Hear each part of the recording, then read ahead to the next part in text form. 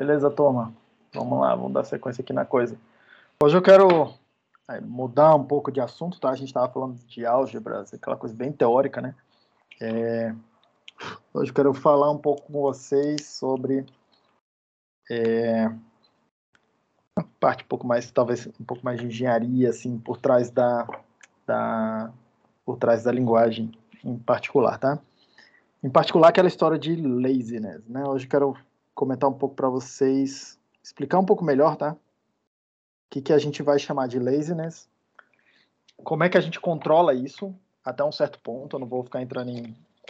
Tem muito o que se falar, tá? Sobre essa história de lazy evaluation, a linguagem preguiçosa, né? Tem muito o que se falar de como é que controla isso. Tem muito para se falar sobre como é que isso impacta no desempenho de programas, tá? Tanto em termos de velocidade, tanto em termos de tempo, quanto em termos de espaço, né? De uso de memória. Mas eu quero tentar dar uma pincelada melhor aqui com vocês, pra vocês entenderem o que está acontecendo por trás aí da linguagem e pelo menos os rudimentos de como é que a gente controla essa história do laziness, tá? Mas vamos lá. Para falar de laziness, eu gosto sempre de começar falando primeiro o que é ordem, que eu vou chamar aqui de ordem aplicativa. Não confundir com a álgebra aplicativa que a gente está precisando até agora. Vocês estão me ouvindo bem? Só para eu confirmar aqui que eu estou falando. Estamos sim, tá de boa. Tá de boa, né? E minha tela tá chegando aí, né? Tá sim. Então, beleza. O que eu vou chamar aqui de ordem aplicativa, tá? O que eu quero falar com vocês hoje é sobre estratégias de avaliação, de evaluation, né? Estratégias de avaliação, tá? Estratégias de avaliação. O que isso quer dizer? O que acontece? Qual é a ordem que o computador vai seguir para calcular alguma coisa que a gente pede para ele? Basicamente é disso que eu estou falando, tá? O computador ele vai ter, vou mostrar aqui para vocês, uma mesma expressão, ele vai poder seguir vários caminhos diferentes para poder calcular alguma coisa que você pede para ele calcular, tá? Tem duas estratégias básicas, duas estratégias que são utilizadas assim nas linguagens de programação, tá? Para definir qual ordem o computador vai seguir, em qual ordem as coisas devem acontecer, tá? Lá dentro. A primeira delas, a mais comum de todas, é essa aí que eu vou chamar de ordem aplicativa, tá? Eu sempre lembro dela pensando assim, ó, de dentro para fora. De dentro para fora, tá? E aí, o que eu quero dizer com isso, tá? Eu vou usar como exemplo aqui uma função, que eu vou chamar aqui de square. Ela é uma função simples aqui de int para int. E eu vou definir ela simplesmente assim, ó, square de n vai ser n vezes n, tá? E aí a minha ideia aqui é olhar e falar o seguinte, cara, o que acontece quando eu defino lá no meu programa x é igual a 1 mais 2, perceba que é uma computação que precisa ser calculada ainda, tá? E eu peço para ele calcular para mim y sendo square de x, tá? Square de x, tudo bem? O que uma linguagem que usa essa estratégia de ordem, que eu estou chamando aqui de ordem aplicativa, vai fazer, tá? A primeira coisa que ela vai tentar fazer é descobrir, calcular quanto que é o valor desse x aqui, que é o que eu vou chamar de dentro para fora. Ela primeiro vai tentando calcular os argumentos das funções que eu vou passar para ela, tá? Ela vai tentar chegar num valor, chegar aqui na nossa linguagem, chegar numa ordem normal, tentar calcular até não ter mais como prosseguir, tá? Antes de tentar avaliar o que é essa função. Então, nesse caso aqui em particular, tá? Primeiro, esse cara aqui olharia, x é 1 mais 2, isso aqui é igual a 3, eu venho aqui, substituo esse 3 aqui para poder concluir que square o y é square de 3, tá? Square de 3 é 3 vezes 3, é o que está escrito na equação que define o meu programa. 3 vezes 3 é 9, beleza? Isso aqui é o que eu vou chamar de ordem aplicativa, tá? É o que a gente está acostumado. Como é que a gente olha isso? Eu quero ir usando aqui o interpretador. Esse tamanho tá bom, imagino, né? De fonte. E aí eu quero ir usando aqui meu interpretador, para ir navegando junto dessa coisa aqui, para ir mostrando para vocês que o interpretador aqui do Haskell, ele tem algumas ferramentas de debugging embutidas. Em particular, vou usar um comando que chama sprint, tá? O que esse comando faz? É um comando do interpretador, ele não é uma função propriamente dita, tá? Da linguagem, né? O que ele faz? Ele vai mostrar para mim o valor de uma determinada expressão sem calcular essa expressão. O que eu quero dizer? Vamos construir aquela expressão ali. Ó. X é igual a 1 mais 2 do tipo int. Tá?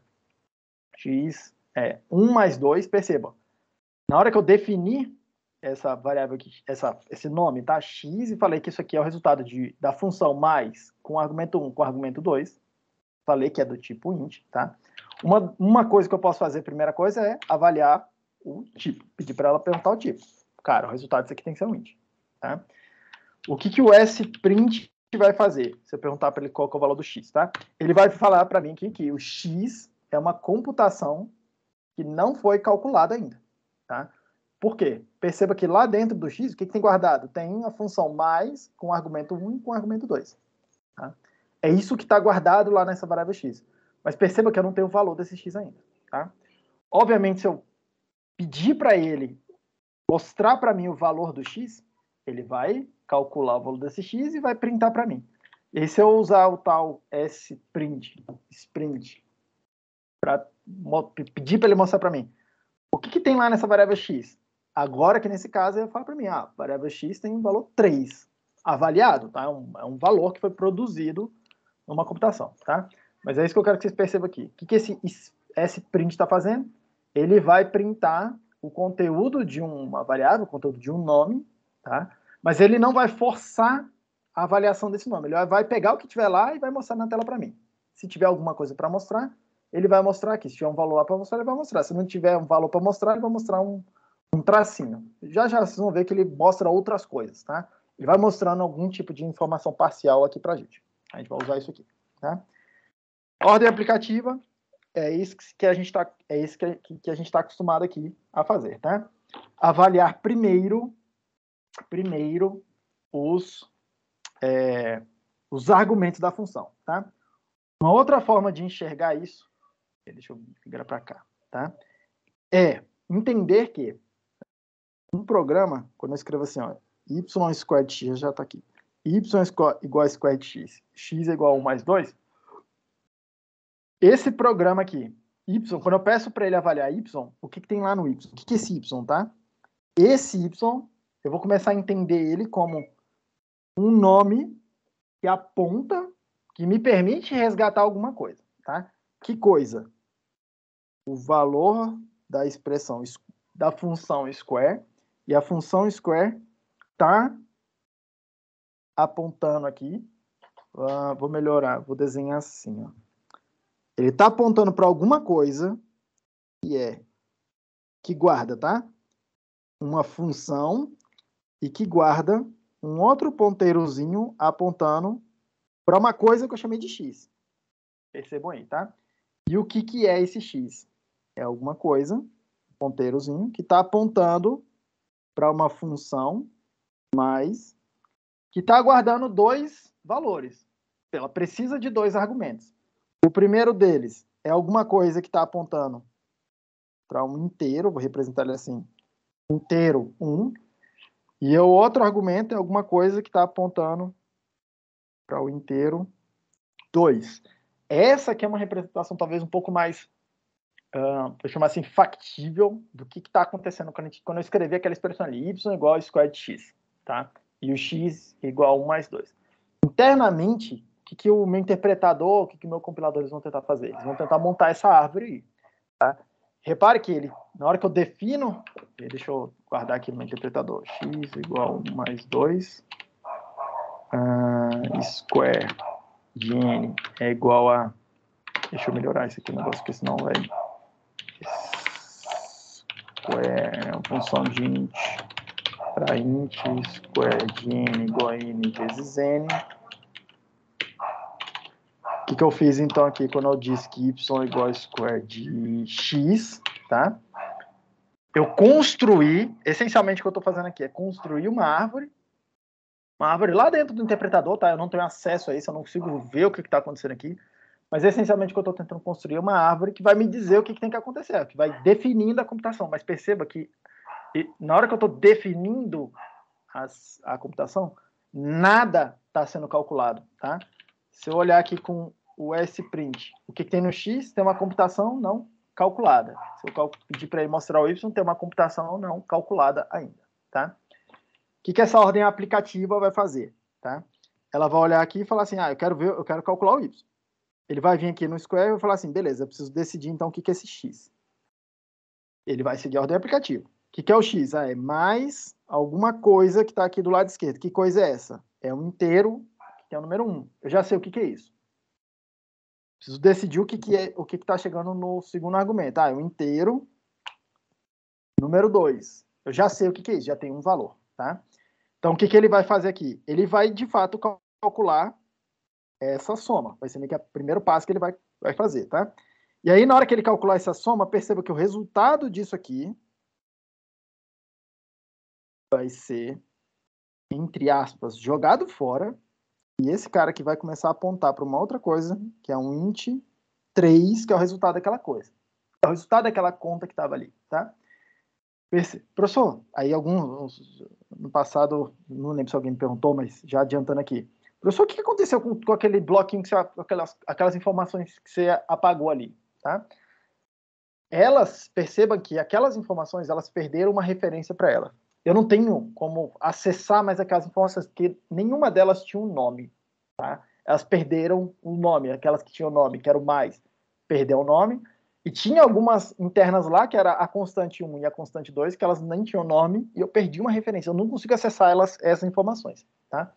O que vai acontecer? Em algum momento, Haskell é uma linguagem que tem um garbage collector, então em algum momento o garbage collector vai executar, tá? Garbage collector é um processo, um programa que fica ali olhando o seu programa, tá junto do seu programa, que de tempos em tempos ele pausa o que está acontecendo no seu programa principal para olhar o que está acontecendo com a memória. E aí ele vai percorrer todos os objetos que foram criados, mas você não tem mais nenhuma referência apontando para eles, foi aquele caso lá, eles vão ser recolhidos e a memória que eles ocupavam vai ser liberada. Tá? Gerenciamento de memória, aqui no caso de Haskell, é feito automaticamente. Tá? Tipo assim, vocês vão ver que eu estou desenhando essas setinhas, de fato são ponteiros que tem lá dentro acontecendo em algum lugar da linguagem, tá? Essas referências aí que eu tô chamando de referência são ponteiros mesmo, igual você viu em C, em C++, em qualquer linguagem dessa aí que você faz gerenciamento manual de memória, tá? Só que aqui o gerenciamento é automatizado, tem um garbage collector que é o gerenciador de memória, nada mais é do que um gerenciador de memória que aloca memória e desaloca a memória para você, tá? Então, vamos lá, ó. Esse square, perceba que ele decidiu, agora ele tem um valor para o argumento que ele está recebendo aqui, ele pode olhar e falar assim, percebam, tá, o que vai acontecer? Ele vai trocar a referência desse y e ele vai apontar para o que é o square, tá? Que é uma função que pega aqui, ó, vezes, aponta para uma coisa que é o x, aponta para outra coisa que é o x, e ele vai apagar essa referência aqui. E aí percebam, nesse momento aí, em algum momento, tá? Você vai ficar pendente durante algum tempo. Em algum momento, o garbage collector vai olhar e falar assim, ixi, olha só, tem um bloquinho ali que não tem referência nenhuma apontando para ele. Eu posso limpar esse square aqui e sumir, desalocar essa memória aí, não preciso mais dela, tá? E aí perceba, ó, essa função vezes aqui, o que ela vai fazer? Ela vai olhar e falar, do lado de cá eu já sei o que é o resultado, do lado de cá eu já sei o que é o resultado, eu consigo então aqui agora, tá? Produzir, ó, uma nova referência para um inteiro 9, e aí eu vou trocar para onde o x está apontando. Eventualmente, percebam, tá? Tem um monte de bloquinhos que não tem mais referências para ele, o garbage collector vai pegar e falar assim, eu não preciso de mais nada disso aqui. E aí resulta nesse resultado aí, 9, que é um inteiro, eu estou carregando a tag do inteiro aqui junto comigo, 9, que é um inteiro, como resultado do y. Bem? Então perceba que essencialmente esse é o processo que estaria acontecendo aqui dentro na linguagem, tá? Só que Haskell não segue essa ordem de avaliação, tá? essa ordem aplicativa aqui. Tudo isso que eu estou falando aqui para vocês é o que de desalocar memórias, ponteiros, é isso que vai acontecer lá dentro mesmo, tá? Mas Haskell não segue essa ordem. Haskell segue uma ordem que eu chamo de ordem normal. Ordem normal, tá?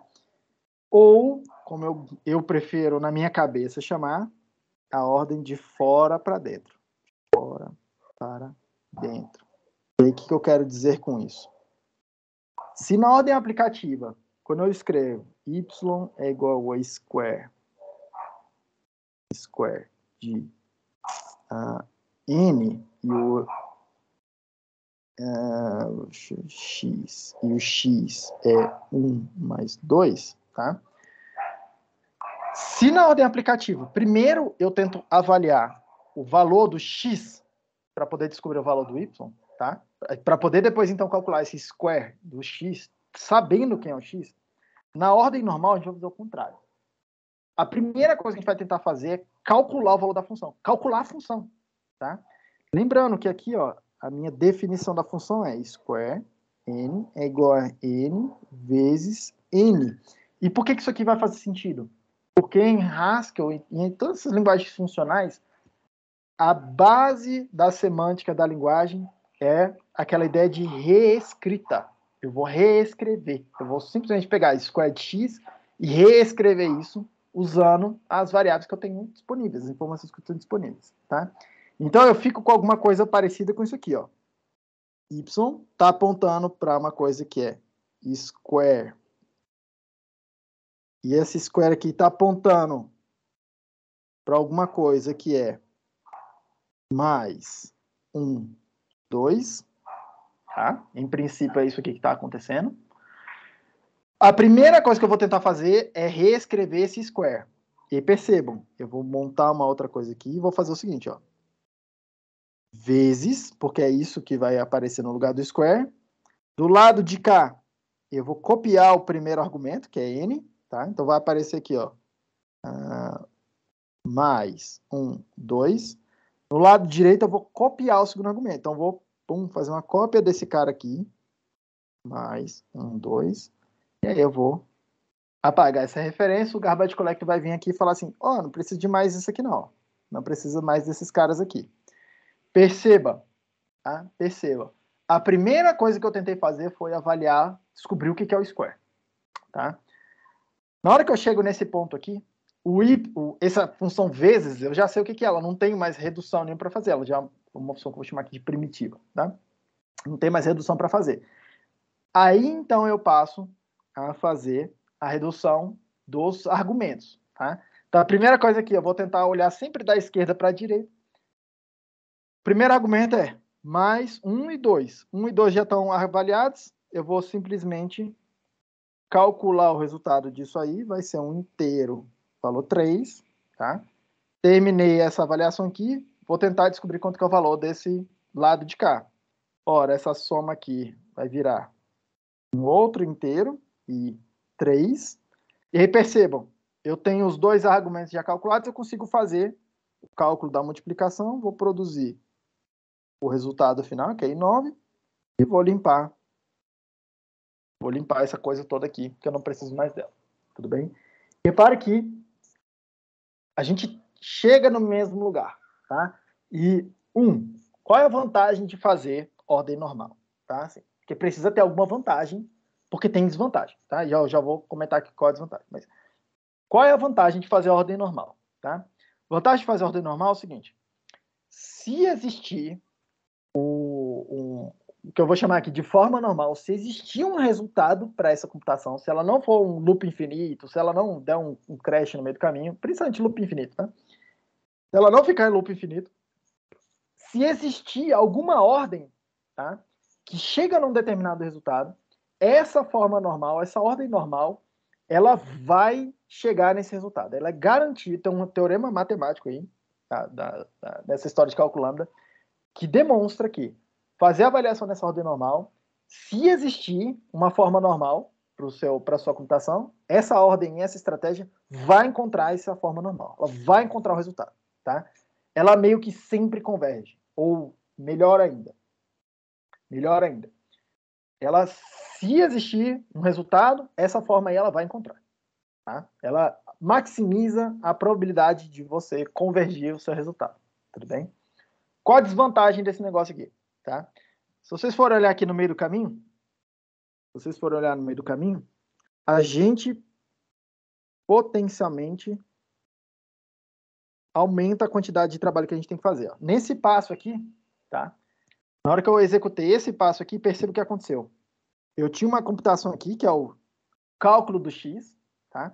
E aí eu dupliquei o que tinha que acontecer. Porque isso que é a semântica está pedindo para fazer, tá? Esse n aqui é uma cópia do que entrou aqui, esse n é uma outra cópia do que entrou aqui. Então, esse n vai ser copiado para cá, e ele vai ser copiado para cá. Só que percebam, esse n, é por isso que esse exemplo que eu tento usar esse exemplo, esse n é uma outra computação que tem que acontecer. Nesse caso aqui é uma computação simples, tá? Se eu rodar ali no terminal, tipo, a gente nem percebe a diferença de desempenho desse negócio. Mas o cálculo desse n potencialmente pode ser uma coisa demorada. Pode ser uma coisa muito demorada, inclusive, tá? Nessa conta em particular aqui, o que eu estou fazendo? Eu estou duplicando a minha quantidade de trabalho, tá? Duplicando a minha quantidade de trabalho, um trabalho que potencialmente pode ser muito demorado, tá? E aí perceba, isso aqui é um problema. Isso aqui é um custo para essa ordem normal, tá? O que é o lazy evaluation, então, tá? O que é o lazy evaluation? Lazy evaluation vai ser uma estratégia que vai fazer o seguinte. Deixa eu limpar aqui. Lazy evaluation vai ser uma estratégia que faz o seguinte. Deixa eu apagar esse pedacinho aqui. Ela vai fazer o seguinte. Essa é a minha computação original, tá? O que o lazy evaluation vai tentar fazer? Em vez de duplicar a computação em si, tá? Vai existir algum mecanismo lá dentro da linguagem. Isso aí tá tudo também automático, tá? Que eu vou chamar de sharing, tá? Que ele vai fazer o seguinte. Toda vez que aparecer esse tipo de coisa aqui, ó, um argumento de uma função, em vez de eu apontar aqui diretamente para ele, eu aponto para alguma outra coisa que representa aquele argumento. Eu vou chamar aqui de x, tá? Eu construo uma coisinha, como se fosse uma variável intermediária que aponta para essa computação que eu preciso fazer aqui, tá? Nesse caso aqui eu dei nome para ela, mas se eu não tivesse dado nome, o compilador, o interpretador ia produzir uma variável intermediária lá dentro e ia apontar para ela. Tá? Aqui eu dei nome, mas se eu não tivesse dado nome, isso ia acontecer do mesmo jeito. Tá? E aí, na hora que eu fizer essa troca aqui, essa reescrita do square, tá? Que é o que vai acontecer aqui embaixo, o square, eu não vou, toda hora que eu encontrar o argumento da minha função aqui dentro do corpo da função, tá?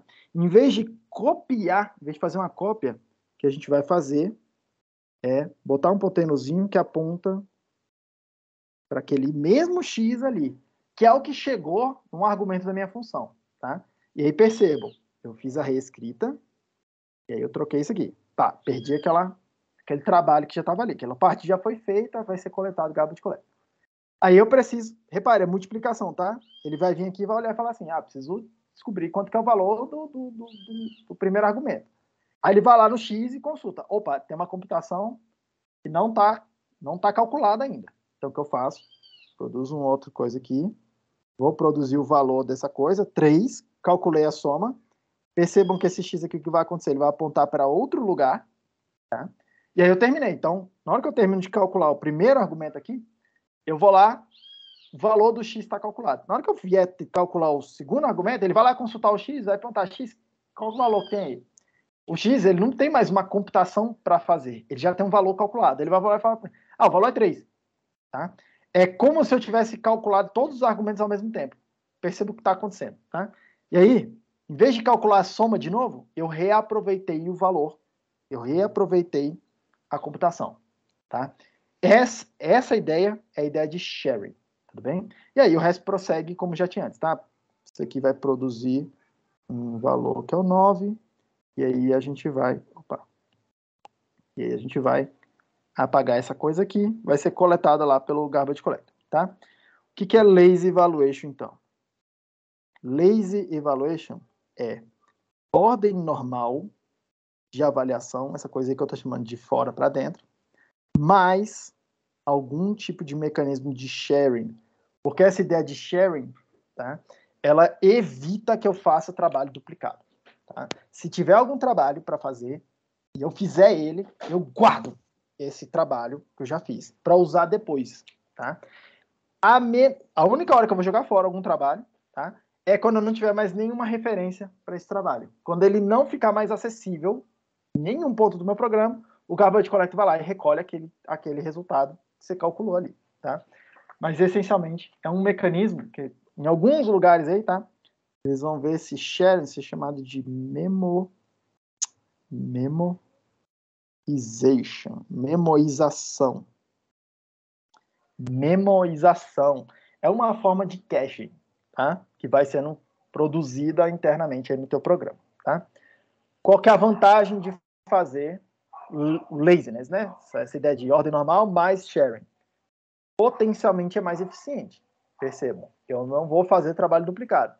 Eu mantenho aquela ideia de, opa, se a computação tiver ela convergir, tiver algum caminho que vai fazer ela convergir, é garantido, eu continuo com aquela garantia de que a minha computação vai convergir.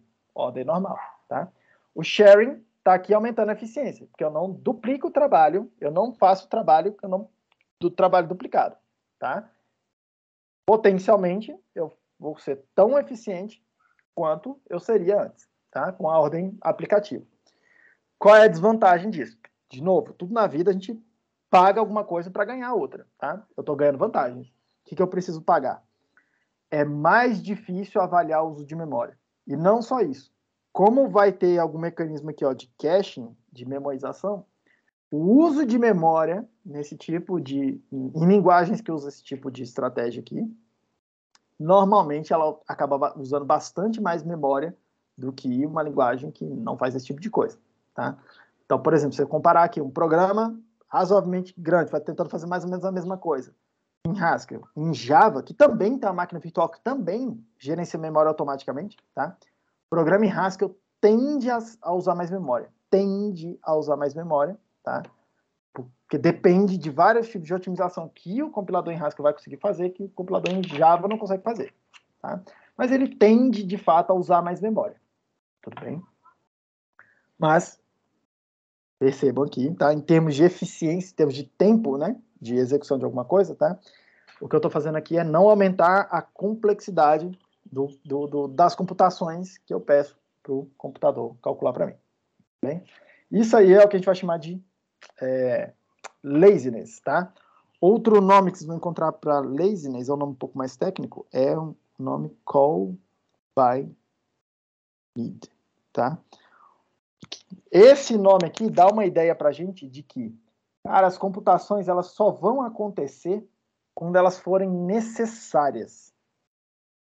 A computação só vai acontecer quando elas forem necessárias. O que eu quero dizer com isso? Deixa eu dar um outro exemplo aqui. Vou importar esse módulo aqui para poder usar uma função que tem aqui dentro, tá? Mas olha só um negócio aqui. Vou definir uma variável z como sendo swap. O que é esse swap, tá? Ele pega uma tupla e troca os dois valores da tupla de posição, que estava na esquerda para a direita, que estava na direita para a esquerda. Tá? É isso que essa função swap faz. Dá uma olhada no negócio aqui. Vou definir aqui meu x igual mais 2. Deixa eu definir isso aqui com... Opa.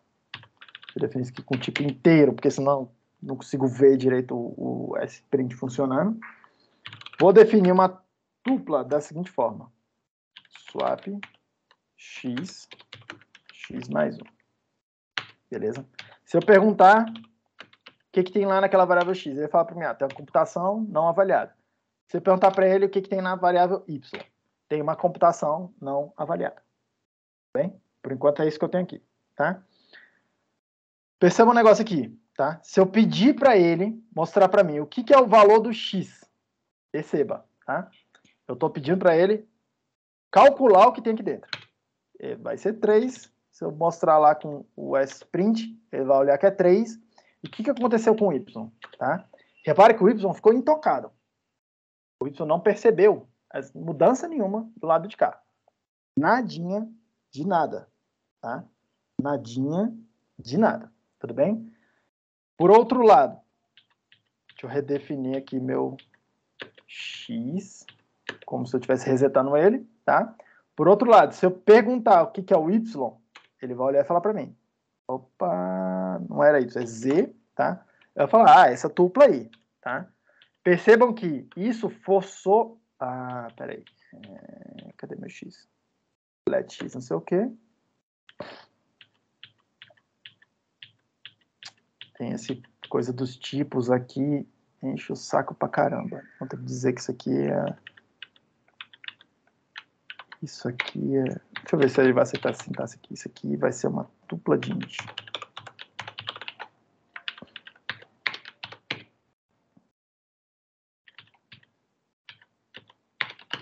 Sprint de Z. Se eu perguntar para ele o que é o Z, ele vai olhar e falar assim, ah, beleza, ó, o Z está avaliado, o X, você forçou a avaliação do X quando você pediu o Z, porque, para fazer essa função swap, eventualmente eu preciso calcular quanto que é o valor do X aqui para chegar no resultado final. Tá? Então, perceba, eu pedi o valor da variável Z, força a avaliação das outras variáveis. Tá? Eu consigo mais ou menos, e aí eu vou mostrar algumas formas de controlar essa coisa aqui com vocês, tá? Mas eu consigo ter algum certo controle sobre essa coisa da avaliação. A primeira coisa que eu quero mostrar para vocês é o seguinte. Deixa eu resetar aqui meu X. Vou resetar aqui meu X agora está não avaliado de novo. Se eu redefinir, tá, meu Z como sendo tupla de X com X, dupla de X com X, com esse tipo aí, de dupla de ints, tá? Percebam uma coisa aqui. Se eu perguntar para ele, o que tem dentro da variável Z, tá?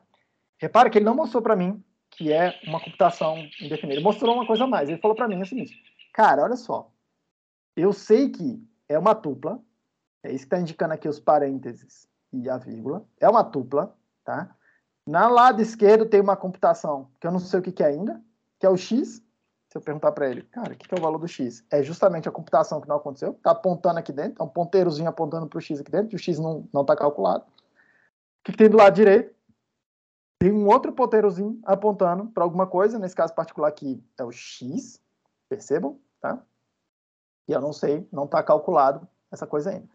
Então percebam que, à medida que o compilador ou o interpretador, eles vão tendo informação sobre a minha variável, ele vai guardando essa informação. Qual a informação que ele está guardando aqui? Ele sabe qual foi o construtor que eu usei para poder construir essa coisa, tá? No caso aqui, parênteses, vírgula, parênteses, é um construtor, que é o construtor da tupla. Percebam. Essa coisa aí, vírgula, entre parênteses, é o construtor de uma tupla, uma função que pega um Azinho, pega um Bzinho e produz uma tupla de Azinho com Bzinho, tá? Ora, ele já viu o construtor, ele já sabe que o resultado disso aqui vai ter que ser vai ser nesse formato aqui. Ele já conhece o formato da estrutura de dados, mesmo sem saber quais são os dados que estão guardados lá dentro. Tá? Mesmo sem saber os dados que estão guardados lá dentro. Tudo bem? Outra coisa, deixa eu mostrar aqui para vocês, deixa eu redefinir esse x como sendo x mais 1. Deixa eu ver se vai dar certo. Estou fazendo um pouco de freestyle aqui. X mais 1. O meu x está não avaliado, consequentemente o meu y... Opa, não é y, é z. Minha variável z, a única coisa que ele sabe até agora é que é uma tupla. Tá? Tem uma computação não avaliada aqui, ponteiro apontando para o x. Tem um outro ponteiro apontando para uma coisa que é mais x e 1. Tudo bem? O que acontece se eu, por algum motivo, tá, avaliar o valor do x? Percebam que agora o x, ó, se eu perguntar para ele aqui, o x não é uma coisa não avaliada. O x tem um resultado, tem um valor. Tá? Ele tem um valor final aqui. O que acontece com aquela variável z? Perceba que eu não mexi no z, tá? Não mexi no z. Mas olha só que coisa que acontece aqui. Se eu perguntar para ele, o que tem guardado aí dentro do z? tá? Aquele ponteirozinho que está apontando lá para o x, tá? Na hora que ele pergunta lá para o x, fala, x, o que tem dentro? Tem algum valor já aí dentro? O x responde, tem.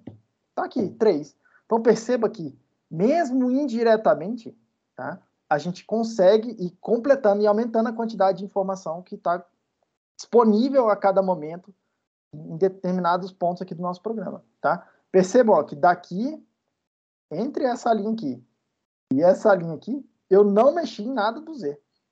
Eu não toquei no Z, tá? Eu só toquei nessa variável x aqui. Eu atualizei ela, o Z percebeu isso, tá? Por quê? Por que está guardado lá dentro do Z? Tem um ponteiro apontando para alguma coisa. Na hora que eu calculei alguma coisa e esse ponteiro foi atualizado, ele consegue acessar uma informação nova agora, o Z consegue acessar essa mesma informação nova. Tudo bem? Outra forma de ver o que está acontecendo, tipo, pedir para ele, tá, ter um certo controle sobre isso aqui, tá? Deixa eu redefinir aqui minhas variáveis. É para x. X. Tá todo mundo não avaliado aqui agora de novo, tá? É usar uma função que chama sec, tá? O que essa função sec faz? Ela pega dois argumentos, um Azinho, Bzinho, e o resultado é um Bzinho, tá? Tecnicamente, percebam aqui, tá? Se eu passar para ele aqui o valor, sei lá, 1 e o valor 2, tá?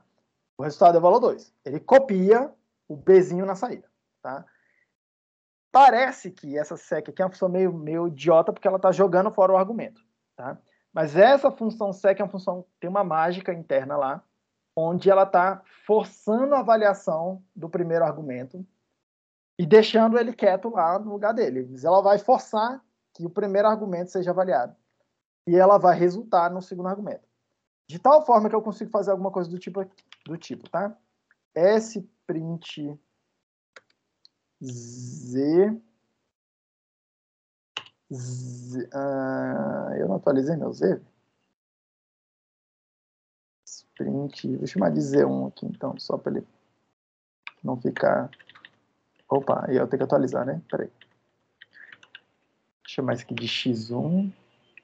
Deixa eu melhorar aqui. Deixa eu fazer outra coisa. Peraí. Se eu fizer um R. Sprint Z. Ótimo. É isso que eu quero. Não tem nada definido. Let X não sei o que. Let Z alguma coisa. Mas acho que esse não é o melhor exemplo. Peraí. Acho que esse não vai ser o meu melhor exemplo, não. Esse não vai ser o meu melhor exemplo, eu acho. Não, vai sim. Print Z. Oh, não é print, é sprint. Tá? O Z está com a tupla não avaliada, o X está com a computação não avaliada. Perceba aqui uma coisa, ó, se eu pedir sec X e o unit, o resultado dessa conta aqui tem que ser unit. Tá? Como se eu não tivesse, se fosse lazy evaluation aqui no sec, tá? Esse X seria simplesmente descartado, eu não ia tocar nele, e o resultado do X nunca ia ser produzido. Só que perceba o que aconteceu no X lá. Ó. Opa, apareceu o resultado dele. Apareceu o resultado dele, tá? Eu defini aqui, ó, na hora que eu perguntei sprint X, ele estava não calculado. Eu passei ele no primeiro argumento dessa função sec, tá? Eu não sei dizer para vocês o que significa, eu acho que é de sequence, tá? Mas eu passei para ele no argumento aqui, X, na função sec, que aconteceu, o X foi avaliado, tá? Automaticamente, o meu Z consegue perceber aquele mesmo efeito. Já que o X foi atualizado, aqui tem um ponteiro para o X, eu consigo ver o que está acontecendo. Tudo bem? Eu consigo ver o que está acontecendo, tá? Fica um pouco mais visível. Fica um pouco mais visível eu mostrar. Deixa eu. Cadê o exemplo que eu queria? Fica um pouco mais visível eu mostrar o exemplo com listas. Tá? A lista ela começa um pouco mais interessante, que ela tem um pouco mais de estrutura. Usa esse exemplo aqui por enquanto. Tá? Eu defini aqui, ó, num arquivo. A minha função square que eu estou usando, eu defini a função map. Eu reescrevi o map, tá? Do jeito que a gente reescreveu, mais ou menos, né? Mas eu reescrevi o map aqui Só para deixar um pouco mais claro aquela história dos ponteiros, o que está acontecendo lá, tá? Repare que, ó, que o resultado do map é pegar a função f, se vier uma lista, o que ele tem que fazer? Ele tem que montar uma outra lista na saída, cujo primeiro argumento é esse x'. O que é o x'? É aplicar a função f à variável x. Eu chamei o resultado disso aqui de x'. É como se fosse um ponteirozinho que está apontando para algum lugar que vai ter essa computação em f de x. E o resultado do lado direito aqui é uma lista, tá, que eu chamei de xs', que é o resultado da chamada recursiva. Então, esse xs', o que é? É um ponteirozinho que aponta para essa computação aqui, ó, map' f xs, tá? Que é o xs, é o resto da lista. Ele desmontou aqui com pattern match. Tudo bem? Dá uma olhada no negócio aqui. Deixa eu definir uma lista aqui que eu vou chamar de xs da seguinte forma: map' mais 1 de a lista de 1 até 10. Tá? Isso. Obviamente eu tenho que carregar meu. Tem que carregar no arquivo. Definir esse cara aqui. Se eu pedir para ele, mostra para mim o que é esse xs aí, ele vai falar para mim. Cara, tá apontando para uma coisa não avaliada. Perceba que é uma função, tá? Map linha. Tudo bem? Tá apontando para uma função, essa função nunca foi avaliada, tá? Nunca foi avaliada. O que acontece se eu passar essa coisa aí para a função sec, para essa sequência aí, tá? Olha o que ele vai fazer. Eu estou falando para vocês que ele vai avaliar a função, tá? Só que olha só um negócio que ele vai fazer. Opa, peraí, desculpa. Isso aqui eu tenho que dizer que é uma lista de int, porque senão eu tô... Aí tem uma... Como é que eu posso falar assim? Tem uma idiosincrasia aqui da semântica do interpretador, tá? Que é quando eu defino esse xs sem falar para ele o tipo, ele vai definir um objeto e na hora que eu peço para ele fazer alguma coisa, ele faz uma cópia disso, calcula alguma coisa e se ele não precisar mais, ele joga fora. E aí o objeto original ele fica intocado, tá? O que eu estou fazendo aqui? Quando eu especifico o tipo para ele, eu travo um objeto só e ele não vai ficar fazendo essas cópias, ele fica travado sempre mexendo no mesmo objeto, tá? Chama restrição de monomorfismo, é uma tecnicalidade aí, que eu não quero entrar em detalhes. Isso aí é uma semântica que mudou algumas versões atrás aí do compilador, tá? Mas dá uma olhada no que acontece aqui. Se eu passar aqui para o sec, tá? Olha o que aconteceu com o sprint xs. Ele avaliou a minha função, só que ele quase não andou, tá? Perceba que a única coisa que ele fez foi descobrir que era uma lista, que é uma lista produzida com o construtor da lista, que é o cons, tá? Ele simplesmente olhou para mim e falou assim, cara, olha só, eu vou começar a calcular essa função aí. Map, não sei o que, blá, blá, blá. Aí, chegou lá uma função, chegou uma lista para ele. A lista que tem mais de um elemento. O que o interpretador fez? Ele foi aqui e falou assim, é esse padrão aqui, a lista vazia? Não é. Então, vou tentar o próximo padrão. Não é lista vazia, beleza. Então, o resultado eu sei que é alguma coisa do lado esquerdo que não foi avaliado, percebo. Alguma coisa do lado direito do construtor que não foi avaliado, não foi calculado. E o construtor, tá? Percebam que ele avaliou a função. Olha o que ele fez, tá? O resultado da função é essa linha aqui. Essa linha aqui, tá? Ele pegou o construtor, o cons, montou um ponteirozinho que aponta para essa computação aqui, guardou lá dentro do cons, montou um ponteirozinho que aponta para esse resultado dessa outra computação, guardou no outro lado do cons e terminou a computação. Perceba como essa coisa aqui e é por isso que o pessoal vai chamar essa linguagem preguiçosa, tá? Ela vai tentar o tempo todo fazer o mínimo possível, o mínimo de trabalho possível, tá? Esse resultado aqui, ele tá num formato que a gente vai chamar de Weak-Head Normal Form, tá? Weak-Head Normal Form, ou forma normal da cabeça fraca. Sei lá como é que seria a tradução dessa parada, tá? Weak-Head Normal Form. O que significa isso? Eu vou fazer a avaliação da função, até eu descobrir como é que o dado é construído. Até eu chegar no construtor do dado. Na hora que eu chegar no construtor do dado, eu paro. É isso que significa esse Wickhead Normal Form, tá? Foi exatamente isso que ele fez. Ele olhou e falou assim, qual é o construtor? Eu sei que o resultado é uma lista. Para o resultado da lista, ou é o new ou é o cons com alguma coisa. Percebam o que ele fez. Ele foi lá e descobriu. É o new ou o cons? É o cons. Ele foi lá e guardou o ponteirozinho os dois ponteiros para os dados que precisa colocar no cons, mas ele não continua a computação. A gente só fala, descobri o cons aqui, aponta para o que tem do lado esquerdo, aponta para o que tem do lado direito e deixa tudo o resto parado. Tudo bem? É isso que esse seg está fazendo, é isso que a linguagem está o tempo todo tentando fazer. É isso que a linguagem está o tempo todo tentando fazer. Tá? E aí percebam aqui, vamos além. Dá uma olhada nessa função length que eu defini aqui. Tá? O que ela faz? Ela pega uma lista, se a lista for vazia, o resultado é 0. Se a lista não for vazia, e aí, se a lista não for vazia, tá? Eu vou pegar e fazer o seguinte. O resultado vai ser 1 mais a chamada recursiva do length linha xs. Mas eu quero que vocês percebam uma coisa. Perceba que eu nunca uso o resultado do que está guardado na lista aqui, ó, o x, esse lado esquerdo aqui.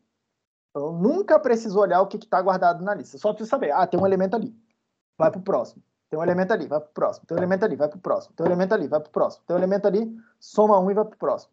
Tá? Até eu chegar na lista vazia. Perceba que eu não preciso calcular quanto que eu volto do x. Tanto é que eu nem dou nome para ele aqui. Ó. Ele não aparece do lado esquerdo aqui. Bem? O que acontece? Perceba aí, o estado que está a lista, o estado de avaliação que está a minha lista agora. Tá? O que acontece se eu perguntar aqui? Length, linha de xs. Ele vai percorrer a lista toda, tem 10 elementos, tá? Tem os elementos de 1 até 10, aliás, de 2 até 11, né? Porque é o resultado do map, tá? Mas perceba, em nenhum momento eu precisei do valor específico de cada ponto da lista. Olha o que aconteceu com a minha lista. Olha o estado que ela ficou agora. O interpretador ele foi obrigado a percorrer a lista toda. Ele foi guardando essa informação. Antes, ele só sabia que tinha um primeiro elemento e um restante de lista, ó, que era o que está escrito do lado de cá. Na hora que ele foi obrigado a percorrer o resto da lista inteira, ele foi falando, beleza, ó, tem um outro, o resto da lista que você está... não preciso marcar. O lado esquerdo do primeiro construtor, é uma lista. Tá bom, mas como é que é essa lista? É uma coisa que tem um elemento e tem outra lista. E o que é essa outra lista? Uma coisa que tem um primeiro elemento e tem o resto da lista. E aí tem um primeiro elemento e o resto da lista. Tem o primeiro elemento e o resto da lista. Ele foi descobrindo quantos elementos tem. Afinal, ele precisa percorrer a lista toda para calcular o comprimento, é o que está escrito aqui. Tá? Mas ele não precisou em nenhum momento saber qual é o elemento que estava em cada posição que ele foi passando da lista. Tá? E perceba o que ele foi fazendo, deixando um monte de computações não resolvidas para trás. Tá?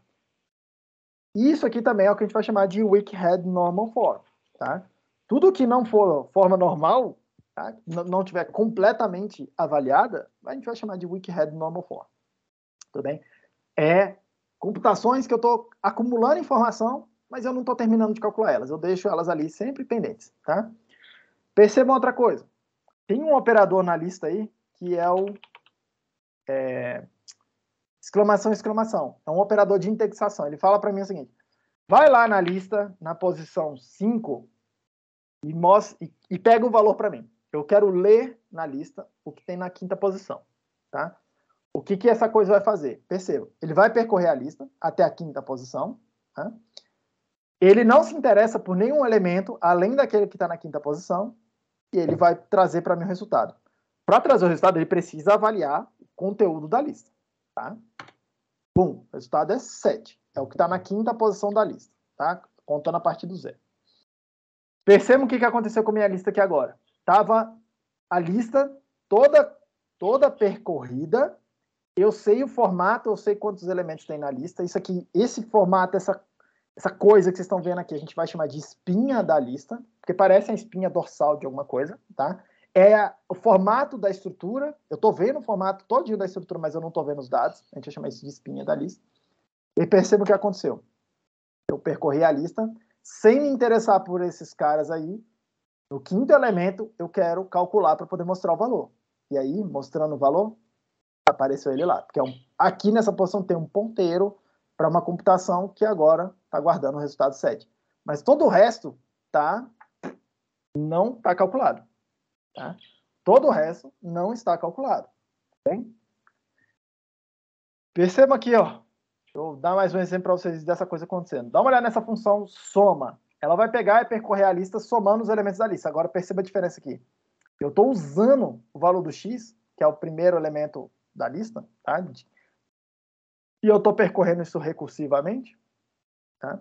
Eu estou usando ele numa outra função. Eu preciso saber quanto que é o valor do x. Então, eu preciso avaliar o que tem ali dentro da lista naquele momento, tá? Percebam que se eu chamar aqui soma linha de xs, o resultado é 65. E aí, só que para calcular esse resultado, eu precisei percorrer todo o resto da lista. E aí, agora eu perceba, não só percorrer toda a lista, como calcular cada um dos elementos da lista por onde eu fui passando. Tá? Essa aqui é um panorama geral do que está acontecendo aí nessa história de laziness. Tá? Tudo isso que eu falei aqui agora para vocês é algo que vai ficar se repetindo ao longo da linguagem inteira. Por que eu digo que é difícil de saber quanto que é o uso de memória de um programa aqui, escrito numa linguagem que tem esse tipo de estratégia, tá? Que é lazy, que a gente vai chamar de preguiçosa, né? Na hora que eu sair, percebam, tá? Desse estado aqui, ó, XS é uma coisa só, tá? Um objeto só que eu vou alterando ele lá no meio do caminho. Na hora que eu sair desse estado que era, ó, ponteirozinho apontando para uma coisa que não tem nada calculado, tá apontando para uma função. E eu sair para cá, eu saí para uma coisa que tem dois ponteiros, tá? Ó, a ponteira apontando para uma coisa, essa coisa precisa ser um objeto que vai ser construído. Um outro objeto que precisa ser construído aqui. Quem é esse ponteiro do lado esquerdo aqui? É o ponteiro que aponta para isso aqui, ó. X' igual a x, igual a f de x. Quem é o ponteiro que é o ponteiro que está do lado de cá, do lado direito, nesse ponto aqui da computação? É isso aqui, ó. Xs' está apontando para a map linha f de xs. Tá? Na hora que eu vim aqui, ó, bum, percorri meio que a lista inteira, cada um desses carinhas aqui, esses tracinhos que está marcado aí, é um ponteiro que está apontando para alguma coisa. Que coisa? Alguma coisa parecida com isso aqui, ó, x' igual a f de x. Onde está mudando o x e a f é mais 1. Tá? Onde está mudando o x, cada um deles aqui está apontando para uma coisa diferente. Perceba que nessa hora aí, para poder chegar nesse resultado, a cada momento que o interpretador foi percorrer na lista, ele olhou e falou, ixi, tem um elemento novo. Ele precisa criar o ponteirozinho, ele precisa criar o objeto para onde esse ponteiro aponta, e aí ele aloca a memória para isso, coloca na posição e vai para frente. Aí ele, ixi, tem mais um elemento aqui. Ele vai lá, cria o ponteirozinho, aloca a memória, aponta, faz esse ponteiro apontar para alguma computação aí que precisa ser calculada em algum momento e coloca. Então perceba que nesse momento aqui, ó, ao longo desse caminho, não só eu fui percorrendo a lista, como eu fui colocando um monte de mais coisa na memória. Esse monte de coisa a mais aí, a gente chama de thunk. Tá? Thunk. São pequenos objetos que vão sendo construídos para representar essas computações que não foram calculadas ainda. Tá? Cada thunk precisa estar lá guardado na memória. Se ele não tiver nenhuma referência apontando para ele, ele é coletado pelo garbage collector, mas se tiver alguma referência apontando para ele, ele fica lá. Tá? Ele fica lá ocupando memória. Tudo bem? E aí percebam que, à medida que a gente vai calculando, potencialmente a gente pode estar fazendo uma computação e acumulando um monte desses caras aqui, ó. Um monte desses funks aqui. Tudo bem? Que é a história da memorização. A gente vai guardando essa coisa e aí... E percebam, tá? A gente não está vendo isso. Está tudo escondido lá no maquinário da linguagem. Tá? Potencialmente, isso aqui pode ocupar muita memória. Potencialmente, a gente pode fazer o que a gente chama de memory leaking. A gente, sem querer, produzir um montão de funks, manter uma referência para eles que a gente não sabe direito onde está, pode ser uma referência implícita, mas o garbage collector está vendo alguma referência ali e ele não consegue coletar essa memória que provavelmente a gente não vai usar mais. Tá? E aí isso aí gera um baita problema. É o grande problema de programar sistemas grandes em linguagens lazy, tá? É memory leaking. Normalmente é difícil, quando começa a acontecer, é difícil de saber onde que está acontecendo. Eu vou mostrar para vocês uma ferramenta de profiling que tem no compilador, tá?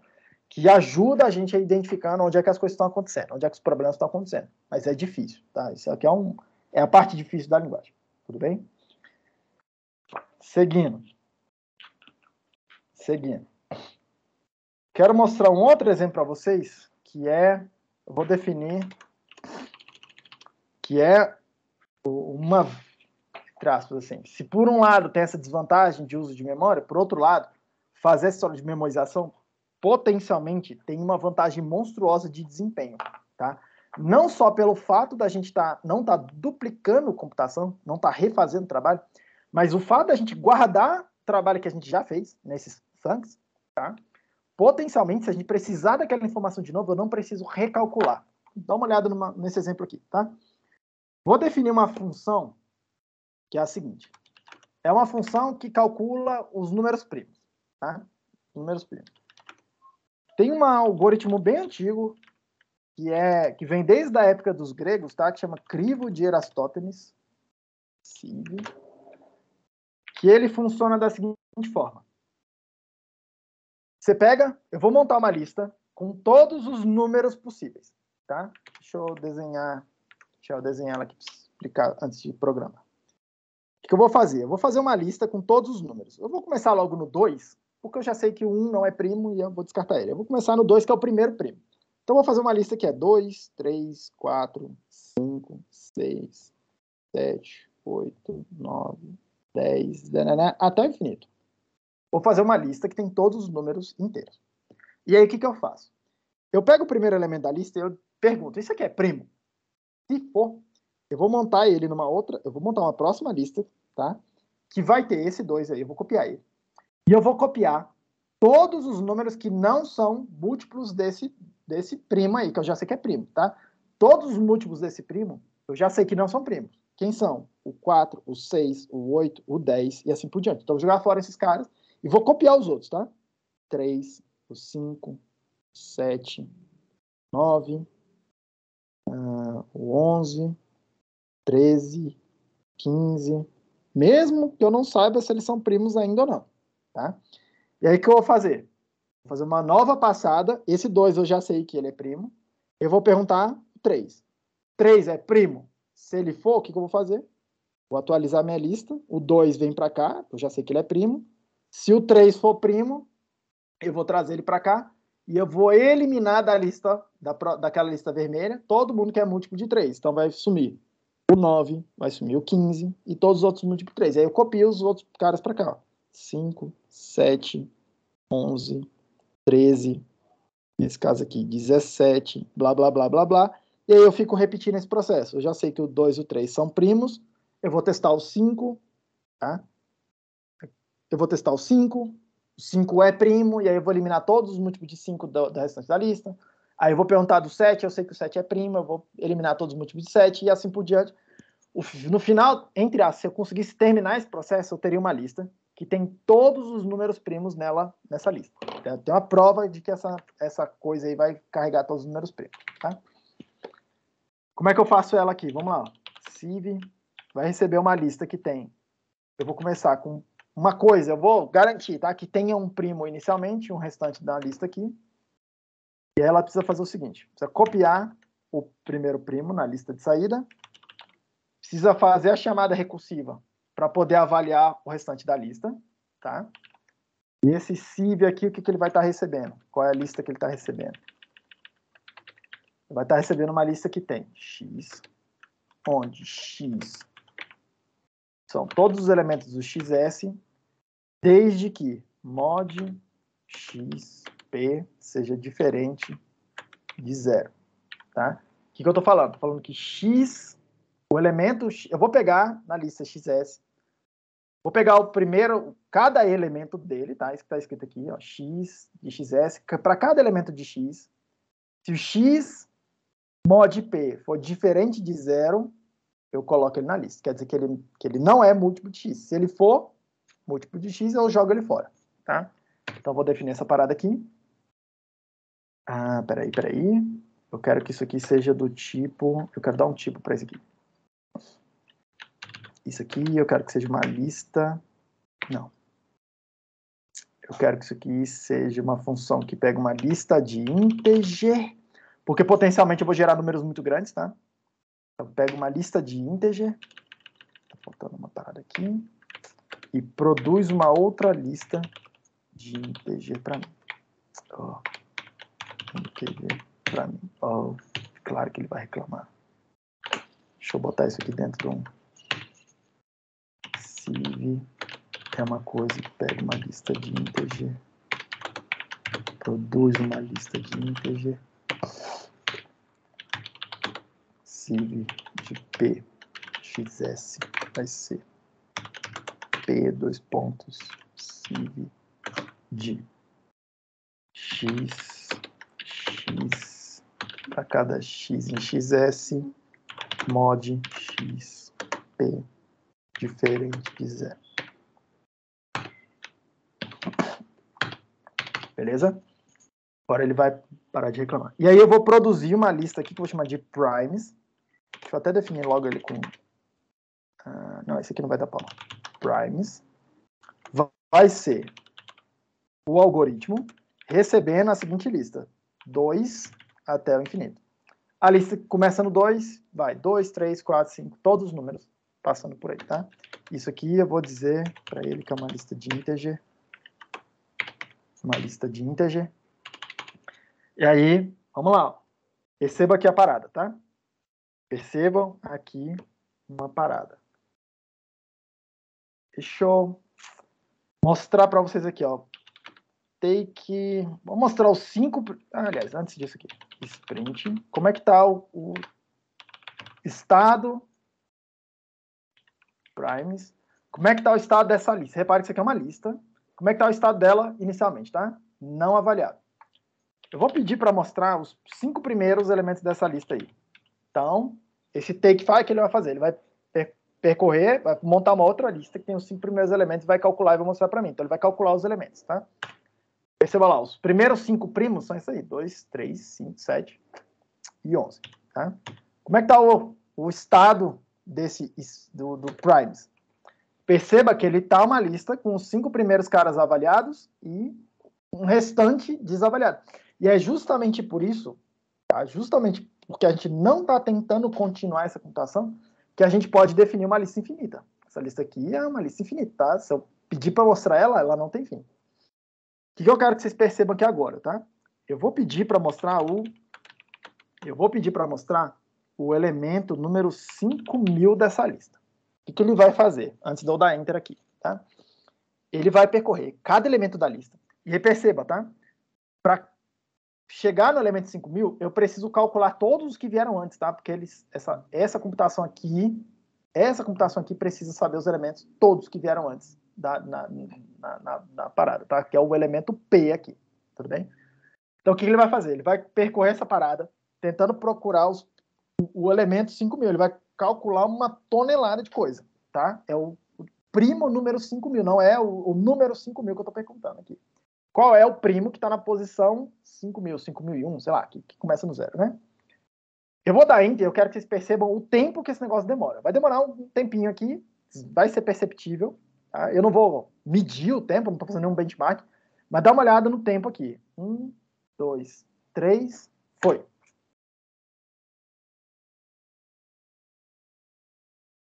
Perceba que demorou um tempinho, ele chegou no resultado. Ele demorou um tempo aqui, mas ele calculou a parada que eu pedi para ele.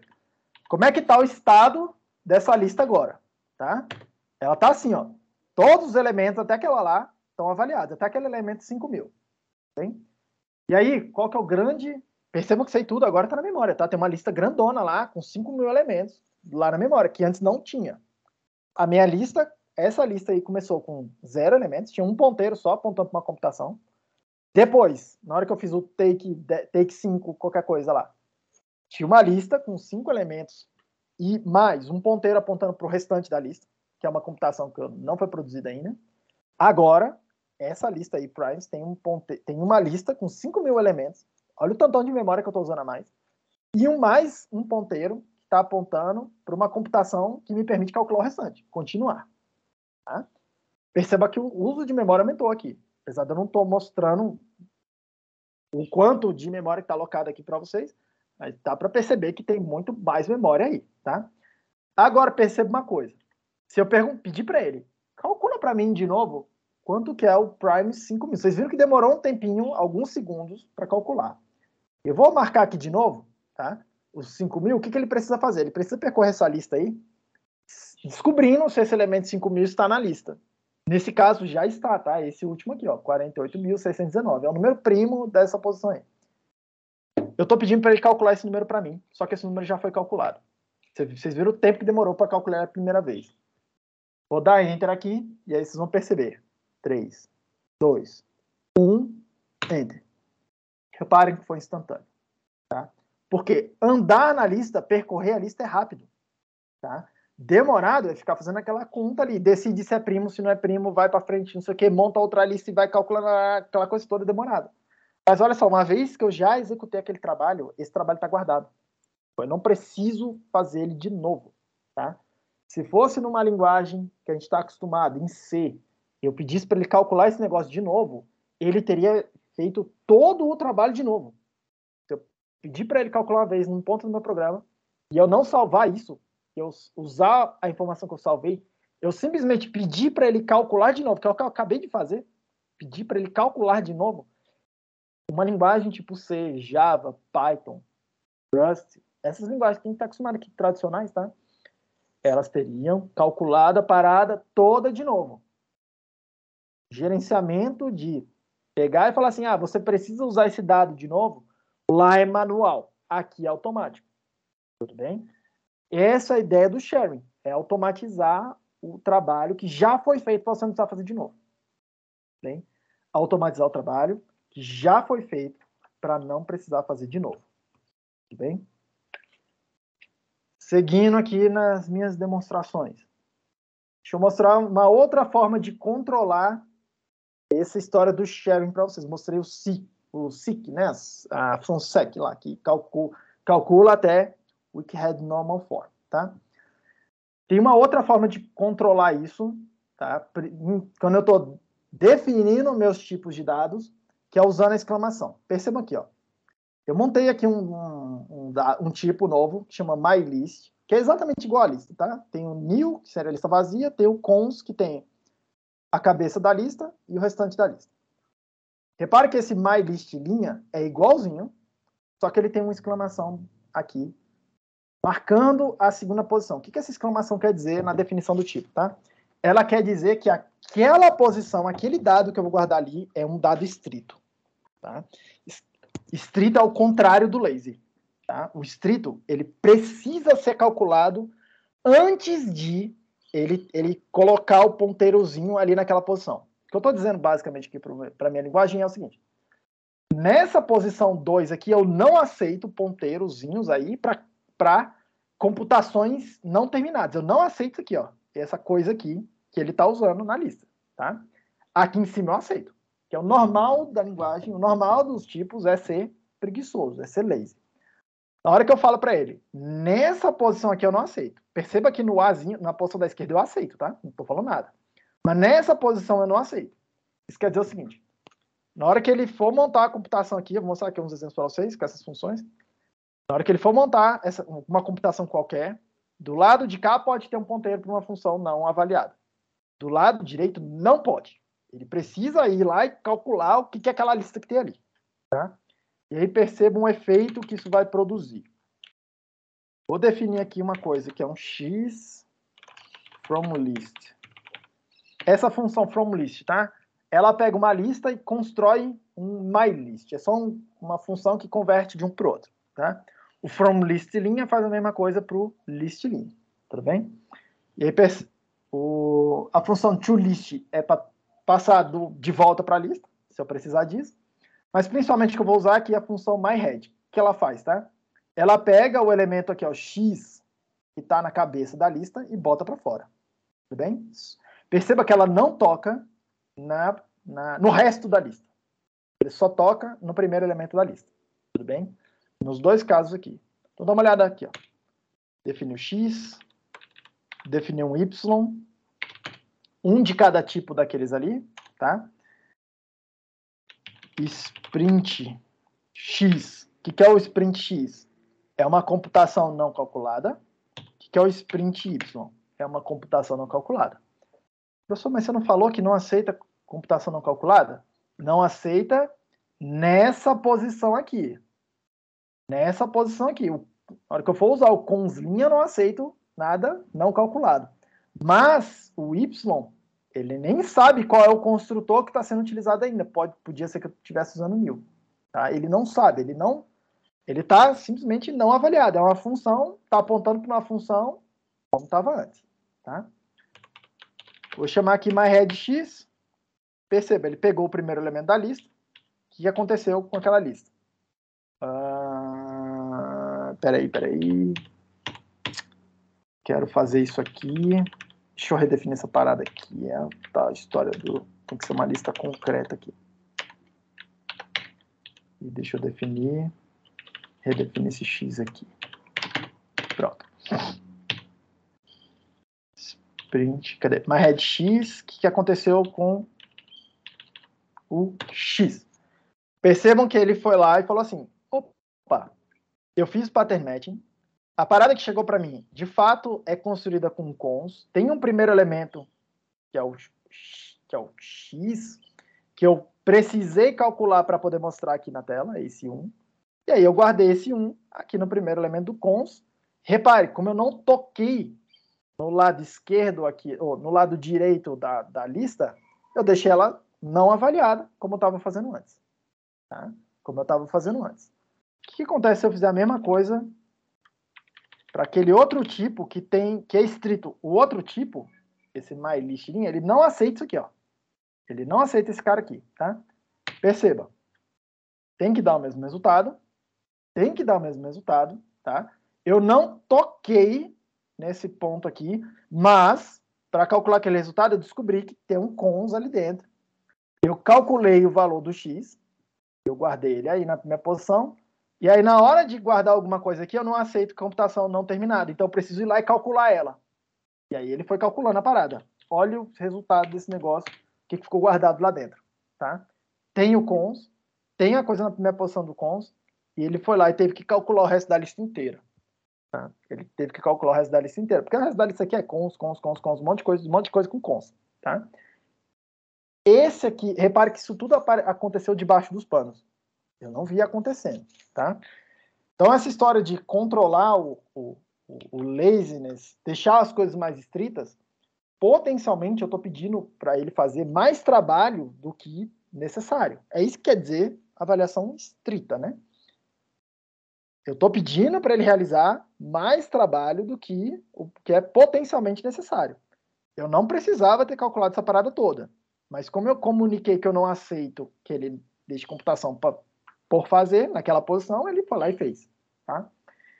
Isso tem uma implicação bastante grande no desempenho de algumas funções. Deixa eu voltar aqui.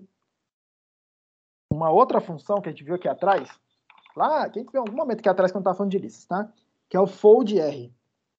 Fold, ele é definido assim, ó. A gente definiu ele de algo parecido com isso aqui, tá? Ó, F, K, lista vazia é K, fold R, F, K.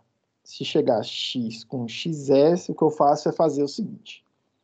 Eu pego o valor X, passo para a função F, e no lado direito eu passo a chamada recursiva. Folder F, K, XS, tá? Eu vou usar como exemplo para vocês uma função aqui que é o fatorial. O fatorial de n eu posso definir assim, tá? Fold R, multiplicação dos elementos, começando com 1, os elementos de 1 até n. Pega todos os elementos de 1 até n e multiplica. Multiplica todos eles. Basicamente é isso que está acontecendo, tá? Olha só o que vai acontecer aqui. Se eu pedir para calcular fact de 3, o que está acontecendo? Eu tenho ó, fold R, multiplicação, 1, a lista, 1, 2, 3. Qual que é o próximo passo? É fazer o seguinte, 1 vezes fold R, multiplicação, 1, 2, 3. É isso que é a segunda equação que está falando para mim. A continuação é fazer 1 vezes 2. E eu não estou mostrando os parênteses aqui, para simplificar um pouco, mas é isso que vai acontecer. Fold R, 1, a lista com 3. Depois, 1 vezes 2 vezes 3 vezes fold R,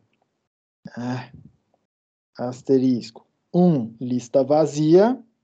E depois vai aparecer aqui, 1 vezes 2 vezes 3 vezes. Lista vazia vai ser substituído por 1. E aí vai ter vários passos aqui, que é 1 vezes 2 é 2, 2 vezes 3 é 6, 6 vezes 1 é 6, tá? Vai ter todo esse passo aqui até chegar no 6. E aí percebam o que foi acontecendo. Eu vou acumulando um monte de computação, e eu mostrei isso aqui, acho que esse é o exato exemplo aqui para vocês, tá? Lá para trás. Onde eu vou desenrolando a minha computação, até eu chegar no caso base. Na hora que eu chego no caso base, eu vou fazendo, de fato, o fold, né? A dobradura. Eu vou consumindo a computação que eu fui construindo aqui no meio do caminho. Mas percebam que a minha computação ela vai aumentando de tamanho. Tá? Então, no meio do caminho, eu vou meio que guardando um monte de functions aí, um monte de resultados intermediários aí no meio do caminho. E para mostrar o que acontece, cadê? Eu programei esse exemplo aqui. Reparem, tá? Eu programei o folder, eu só renomeei ele para não colidir o nome com a biblioteca básica, mas exatamente como eu mostrei para vocês, o fatorial exatamente como eu mostrei para vocês ali. E aí tô pedindo para ele calcular aqui para mim, ó. Fiz um programa, tá? Tô pedindo para ele calcular para mim o fatorial de um número razoavelmente grande, que eu sei que vai demorar um pouquinho na minha máquina, vai demorar uns 20 segundos, mais ou menos aqui na minha máquina, tá? Deve ser mais ou menos por aí. Deve demorar mais ou menos 20 segundos, tá? Deixa eu mostrar isso aqui, eu quero fazer com esse exemplo. Aproveitar para mostrar para vocês como é que eu compilo essa parada para não precisar rodar no interpretador, tá? Eu compilar isso aqui vai ser esse programa lazy2. Cadê ele? lazy02.hr. Tá vendo aí? Aqui, ó. Esse cara aqui, tá? Eu vou chamar aqui stack GHC, eu uso o stack para gerenciar a parada toda. 2 pontos. Vou chamar aqui, ó, lazy02. Vou passar o arquivo que tem que ser compilado. Só isso aqui já bastaria, mas eu vou passar umas opções a mais, tá? Que são essas aqui, -prof, -fprof alto, que é para ele embutir a ferramenta de profiling no meu programa, tá? Ele constrói um profiler e coloca lá dentro do meu programa, e meu programa vai ter umas opções de linha de comando, que são automaticamente construídas, que vão gerar, fazer o profiling para mim, tá? Compilou a parada para rodar. Deixa eu rodar uma primeira vez aqui, pedindo o tempo, tá? lazy02, que é o executável que foi produzido. E aí a gente fica enrolando um pouquinho aqui, durante mais ou menos uns 20 segundos, pra vocês sentirem o tempo que essa parada demora aqui para calcular. Enquanto isso, para tomar uma água. Olhar o chat. Tem alguma pergunta? Ninguém perguntou nada até agora. E aí terminou a computação. E ele mostrou para mim. Demorou lá mais ou menos aí 21 segundos para terminar de calcular. Tudo bem? Professor, como é que eu acesso o profiler, então, para ver o que está acontecendo aí dentro? Tá? Você vai rodar o teu programa pedindo, passando essa opção aqui, ó, mais RTS. RTS significa Runtime System, tá? Toda vez que você está passando aqui na linha de comando do programa compilado no GHC, mais RTS, está falando, ó, eu vou passar opções que vão controlar o que o Runtime System vai fazer. O Runtime System é um pedacinho de código, né, que é colado no teu programa, que tem o Garbage Collector, que tem a máquina que vai fazer essa coisa de lazy evaluation, produzir os tags, produzir a coisa toda para você, gerenciar a memória. É a máquina também que tem o profiler. E como eu pedi para ele compilar com o profiler, tá? Eu vou passar essa opção "-p" para eu falar para ele, roda, executa o profiler, tá? Eu vou deixar rodar aqui um tempo, tá? Porque vai demorar um pouco, enquanto eu mostro para vocês uma possível solução para essa parada aí, tá? Em algum momento lá atrás também, na hora que a gente estava falando dos folds, das dobraduras com lista, eu mostrei uma outra função para vocês que era a seguinte: fold L, nossa, já acabou ali, foi rápido. Mas eu mostrei para vocês a seguinte função: fold L FK com lista vazia, o resultado é K. Fold L, FK com uma lista que é X, XS, em vez de percorrer da direita para a esquerda, que é o que eu fazia antes, eu vou percorrer da esquerda para a direita. Então, eu vou definir ela da seguinte forma, tá? Let K' é igual a K, F de X. Pega a função F, passa para ela o argumento lá, ó, K e X, calcula essa parada, entre aspas, calcula essa parada, usa isso na expressão fold L, F, K, K', XS, tá? Se eu definir o fatorial agora usando isso aí, como é que fica lá a avaliação do fact de 3? Vai ficar alguma coisa assim, tá? E muita atenção aqui no que vai acontecer agora, porque eu vou querer alterar aquela definição. Essa aqui é a definição que a gente tem, que é uma definição equivalente do que eu mostrei para vocês no passado aí, tá? Mas olha o que vai acontecer aqui. Isso aqui vai ser fold L, multiplicação, 1, lista de 1, 2, 3. É o fatorial de 3. Na primeira substituição aqui, isso aqui vai virar o seguinte. Fold L vezes, porque é o resultado da parada, 1 vezes 1, lista 2, 3. Isso aqui é o resultado dessa parte, desse K' que eu estou botando aqui dentro, tá? Só que perceba uma coisa, tá? A função vai avaliar naquela ideia, de fora para dentro. Então, primeiro ele vai tentar substituir esse fold linha. Ele não vai calcular essa conta aqui, tá? Então, vai ficar assim. Fold L vezes 1 vezes 1 vezes 2, que acumulou aqui, lista de 3, consumir mais um elemento, fold L vezes 1 vezes 1 vezes 2 vezes 3, lista vazia. O resultado disso aqui, quando na lista vazia, é o K, que é 1 vezes 1 vezes 2 vezes 3, que depois de fazer 1 vezes 1, que é 1, 1 vezes 2, que é 2, 2 vezes 3, que é 6, vai chegar no resultado 6. E aí percebam, eu estou indo por um caminho diferente do que o fold R, mas está acontecendo a mesma coisa do expande a computação, depois faz a dobradura. Mas olha só um negócio aqui. Tá? Aqui tem uma oportunidade de otimização. Tá? Aqui tem uma primeira oportunidade de otimização, que é o seguinte.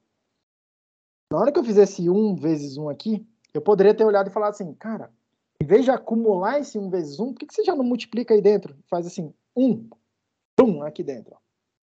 E aí, aqui teria aparecido 1 vezes 2.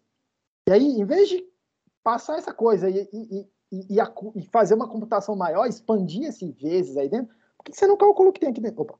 Por que você não calcula o que tem aí dentro? Por que você não calculou o que tem aqui dentro? Expande aqui e calculo 2. Porque aqui eu não teria, né? Essa coisa toda aqui. Teria aparecido isso, 2 vezes 3. Na mesma ideia, se eu puder, tá? Calcular aquele pedacinho de dentro e falar para ele, cara, não fica passando isso para frente, não. Calcula aqui. Nesse momento, calcula essa parada. Aqui eu teria 6. E aí, nesse momento aqui, ó, eu não teria essa coisa aqui. Eu teria igual a 6. Bom, teria terminado a computação aqui. Eu não teria mais trabalho para fazer depois desse ponto, tá? Se eu tivesse usado essa posição aqui, K, como um acumulador que eu fosse atualizando o tempo todo, tá? Eu não teria mais computação para fazer na hora que eu terminasse aquela linha ali, ó, naquela linha que eu marquei de vermelho ali. Tá? Aqui, nesse ponto, eu teria mais um passo, terminada a computação. Eu não teria ainda aquele monte de multiplicação para fazer, mas vários passos ali para seguir ainda. Tá? Como é que eu faço isso, então? Eu preciso que esse K' seja estrito. Eu preciso que a função não seja lazy nesse argumento. Tá? Como é que eu faço isso? Vou fazer o seguinte, ó. Vou mudar aqui para let K' igual a K, F, X. Eu vou produzir, entre aspas, um ponteirozinho para a computação que tem que acontecer. E aí, em vez de chamar aqui direto fold, eu vou usar aquela função sec.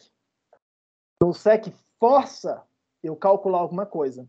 Eu vou fazer o seguinte, ó, sec calinha. Repare que eu não vou usar o calinha aqui nesse momento, mas eu vou forçar o cálculo do calinha, que vai ser a multiplicação ali naquele caso, tá? Sec, bababá.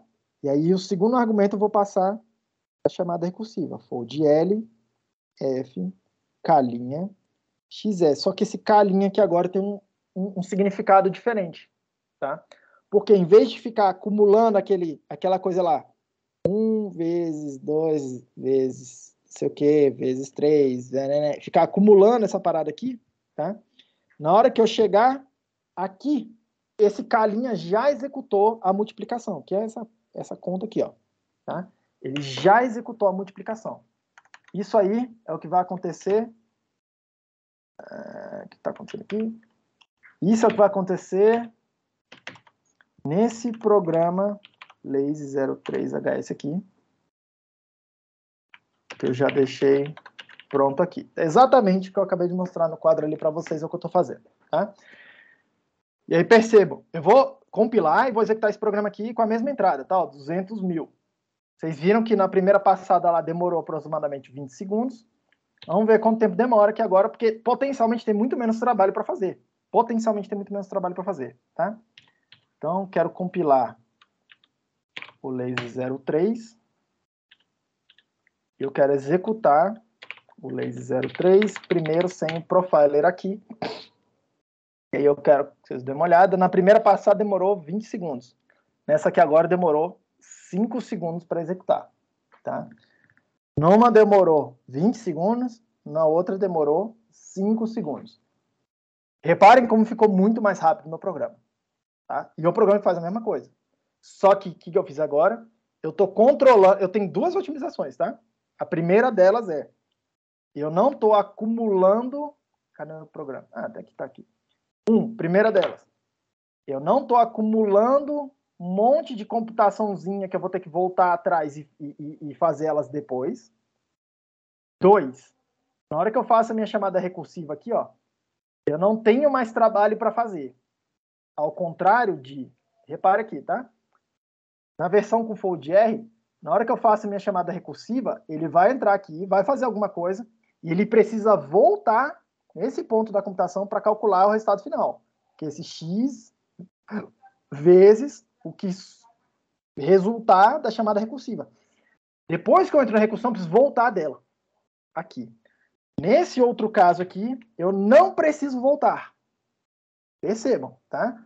O sec o K aqui vai forçar a avaliação dessa coisa, e o resultado é myFold L, não sei o quê. Quando o fold L for para a recursão, ele não precisa voltar. Eu não preciso voltar porque não tem mais nada para fazer nesse nível aqui. Eu já terminei todo o trabalho que eu tinha aqui. Tá? Quando isso aí acontece, quando eu faço uma recursão que eu não preciso mais retornar a ela, tá? Esse tipo de recursão a gente vai chamar de recursão de cauda.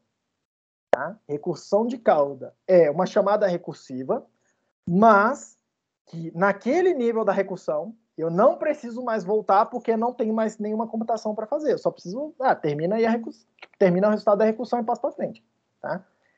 Esse tipo de recursão, o compilador, ele tem uma otimização embutida lá, o compilador de Haskell em particular é muito bom nisso, que transforma a recursão, tá? Pilha, não sei o quê, gerenciamento de pilha que tem que acontecer em linguagem tradicional, ele transforma isso num laço iterativo, numa iteração, como se fosse um for, tá?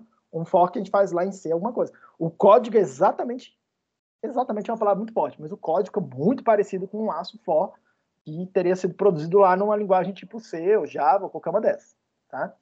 Ele transforma a recursão em iteração, tá? E aí, isso é bastante mais rápido também, porque aí habilita várias outras otimizações depois lá dentro do compilador, tá? Outra coisa que eu quero que vocês percebam. Deixa eu fazer a busca aqui, lazy. Cadê? Por que não está aparecendo em processo? Aí, todos os processos. Deixa eu fazer uma busca aqui. Memória. Eu vou abrir o gerenciador de processos aqui dentro, tá? E eu vou rodar de novo aquele Lazy 2, a versão lenta. tá? A versão lenta para vocês darem uma olhada vai acontecer com a quantidade de memória que ele vai usar. Perceba aí, ó, que ele está usando 75 MB mais ou menos. Está mais ou menos constante esse negócio aí. Estabilizou aí nesse número, parece. E aí ficou, tá? Tá lá calculando a parada.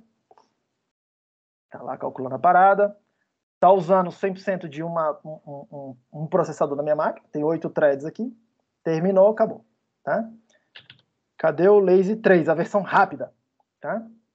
Perceba como usa muito menos memória. Percebam como usa muito menos memória, tá? Foi de 70 para 12 MB. E vocês viram que teve um picozinho depois, que é ele printando lá na tela, tá? Mas saiu de 75 MB para 12 pontos mega ali, alguma coisa, de memória que estava sendo utilizada ali o tempo todo, tá? Que é o que o meu gerenciador aqui reportou, tudo bem? Então, repare que não só eu estou fazendo a conta mais rápido, como eu estou usando menos memória. Isso, normalmente essas duas coisas estão associadas, tá? Porque essa coisa de ficar aloca a memória, desaloca a memória, garbage collector, não sei o que, blá, blá, essa coisa gasta tempo, tá? Quanto menos o programa precisa fazer, quanto menos disso o programa precisa fazer, normalmente mais rápido o programa fica, tá? Então tem uma certa correlação nisso. Vamos dar uma olhada no profiler aqui. Deixa eu rodar a parada com o profiler. O profiler, esse aqui já foi, né? Lazy, não sei o que, blá, blá. Deixa eu rodar aqui o 03 aqui com profiling para mostrar para vocês o resultado do profile, tá? Então, vou abrir aqui. O profile gera um arquivo, chama, não sei o que lá, .prof. É um arquivo de texto. Deixa eu aumentar o tamanho dele aqui. Tem mais ou menos essa cara aí. Tem várias opções lá para controlar as informações que ele mostra, tá? Mas, em geral, o que eu costumo olhar, tá? Eu olho a quantidade de memória alocada pelo meu programa. E esse contador aqui, ele está contando, tá? Uma coisa que é o seguinte, ele está contando não só a memória que está sendo utilizada o tempo todo. Cada vez que ele pedir para alocar um pouquinho de memória, ele vai contar, ele vai incrementar esse contador. É memória que foi utilizada. Mesmo que essa memóriazinha seja jogada fora e aloque uma nova coisa lá no lugar dela, tá? Vai só incrementando esse contador de memória aqui. Tudo bem? Repare que ele vai mostrando para mim aqui, ó, as chamadas dentro do meu programa, quantas vezes cada uma das funções foi executada, que é esse número de entries. Tem uma função aqui, que é a função recursiva, que é o fold-r, e executou 201 mil vezes. Faz sentido, porque tem 200 mil que tem que passar, 200 mil vezes tem que passar. Só um segundo aqui que eu derrubei a caneta.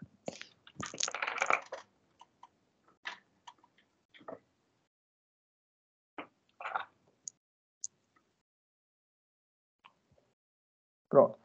Tem que passar 200 mil vezes, mais o caso básico da lista vazia. Okay? E aí percebe que ele mostra para mim quanto tempo, do tempo de execução total, tá? Qual percentual de tempo ficou nessa função aqui. Ó. 80% do tempo é gasto nessa recursão. Tá? É isso que está acontecendo. Percebam que a main, ela executa um trabalho, que é o trabalho de... Opa, caramba. Que é o trabalho de executar o fatorial e printar esse negócio na tela, tá? Printar na tela demora um tempo. Demora um tempo, vocês viram que demora, nesse caso aqui, ó, 16% do tempo do programa, tá? O que aconteceu no Lazy 03, na versão rápida do programa, tá? Na versão rápida do programa. Reparem como ficou o uso de memória, apareceu parecido, tá? Apareceu parecido. Não tá mostrando aqui, ó, 50 e poucos mega, no outro 40 e poucos mega, 48 mega. Tá parecido. Mas o que, como eu falei para vocês, isso aqui é a quantidade de memória total que foi alocando e desalocando, alocando e desalocando. Então, cada vez que ele foi fazendo alguma dessa computaçãozinha intermediária, ele alocou memória, calculou ela e jogou fora o resultado, que depois ele não vai usar mais. Esse 1, depois que eu guardei o 2, eu não preciso mais dele, vai jogar fora. Mas foi memória alocada, que o profile é guardar, alocou memória, então usou memória. É isso que quer dizer. Então, uso de memória é mais ou menos a mesma coisa, porque ele produz mais ou menos a mesma quantidade de dados no meio do caminho, tá? Só que produziu de maneira muito mais eficiente, para o garbage collect. Em vez de ele ficar acumulando uma computação gigantesca, ele foi fazendo um monte de já o trabalho intermediário lá no meio do caminho, e aí acabou que ficou muito mais rápido esse negócio, tá? Repare aqui, aconteceu lá 201 vezes a chamada do fold L, tá? E olha só uma linha nova que apareceu, que é o cálculo do K dentro do fold L. O que é esse K, professor? Esse K é esse let que está aqui dentro, ó. É um K, é uma computação que eu estou definindo aqui dentro. Percebam que ele calculou esse K aí 200 mil vezes, que é o que tem que acontecer mesmo. Cada vez que ele fazer uma reescrita, ele tem que ir lá e calcular o K naquela hora, tá? Que não foi o que aconteceu aqui, ó. Ele foi acumulando um montão de fold, deixando um montão de coisa para trás, e depois ele teve que ir voltando, terminando esses folds, tá? Porque o fold R, nesse caso aqui, repara, precisa entrar na computação e depois precisa voltar para terminar o fold R, que é o X, F, não sei o que, deixou a computação para trás, tá? E essa coisa demora tempo, tudo bem? E isso aqui é o que eu queria mostrar hoje para vocês, tá? Nessa história de o que é, tentar dar uma pincelada melhor, o que é o Lazy Evaluation, aí no Haskell, tá? Então agora vocês têm uma noção um pouco melhor, e como é que isso pode impactar o desempenho. Tem muito mais para se falar sobre isso, tá? Eu não vou entrar em mais detalhes que isso, na aula que vem eu vou passar para outros assuntos. Um livro que eu recomendo sobre esse assunto aí é um livro do Simon Marlowe, tá? Que ele chama Concurrent Programming in Haskell, alguma coisa assim, tá? Programação concorrente em Haskell. O tema do livro é computação paralela, tá? Computação paralela. E aí ele parte dessa ideia aqui de Lazy Evaluation para mostrar para vocês, para mostrar como é que é feito o mecanismo de computação paralela, que é muito fácil de usar em Haskell, tá? Justamente por conta dessa história do Lazy Evaluation e de como é construída essa história aqui dos functions, isso aqui é auto de avaliação e tal. É muito fácil fazer um programa, paralelizar um programa escrito em Haskell. Muito fácil, tá? Então, recomendo fortemente, se quem tiver interesse depois, estudar um pouco melhor, vai lá e dá uma olhada nesse livro. Não é difícil de encontrar ele na livraria da internet aí. Não é difícil de encontrar ele. E ele é um livro bem gostosinho de ler e ele tem vários exemplos mesmo para assim, te dar uma biblioteca de código, um montão de exemplos para você rodar, para você quebrar, para você testar, e ele mostra para você várias estratégias de paralelização. E aí, depois que você vê isso aí em Haskell, provavelmente você não vai querer mexer com computação paralela em outra linguagem. Tá? Provavelmente você vai olhar e falar assim, cara, nunca mais eu quero ver threads em Java. Nunca mais eu quero saber de threads, de C-threads lá em C++ ou em C, tá? É realmente muito mais amigável, muito mais amistoso programar programação paralela por conta dessa história do Lazy Evaluation Kit, de como é que a coisa é construída. Tudo bem, gente? Alguma dúvida até aí? Era isso que eu queria mostrar hoje para vocês. O chat está vazio. Acho que tá todo mundo de boa. Deixa eu parar a gravação aqui.